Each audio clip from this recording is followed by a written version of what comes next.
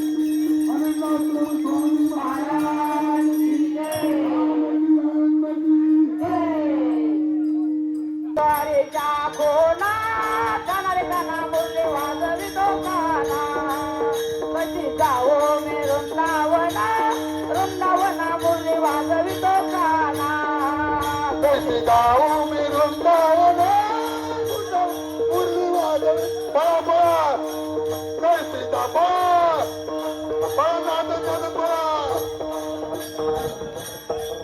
कशी जाऊ मी वृंदावना मुरली वाजवी तुकाना कशी जाऊ मी वृंदावना मुरली वाजवी तुकाना एक जनार्दन रे मोने मला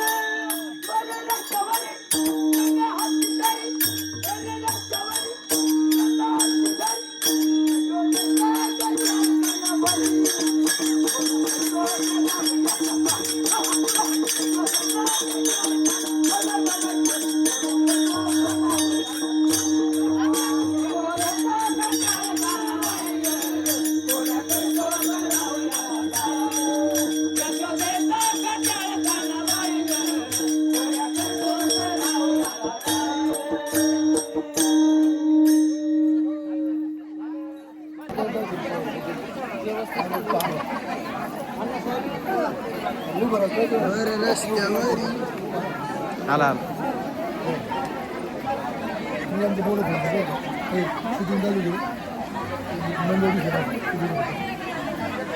बोलता फोटोदार कसली पाहिजे फोटो फोटो आहे का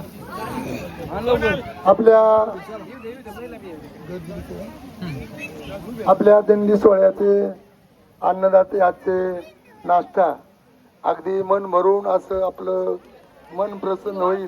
आपल्या चवीच्या अनेक विचार असतात, अनेक प्रकारची चव आपल्याला माहीत असते, परंतु या ठिकाणची एक आगळी वेगळी चव आपल्या दिंडी सोहळ्याला टाकायला मिळते.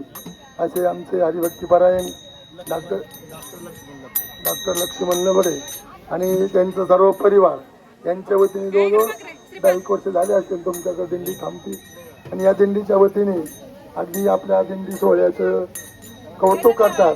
म्हणून तुमच्याही परिवाराला एक श्रीफळ आणि स्वामींच्या सोहळ्याचा फोटो आपल्याला समर्पित करत आहे.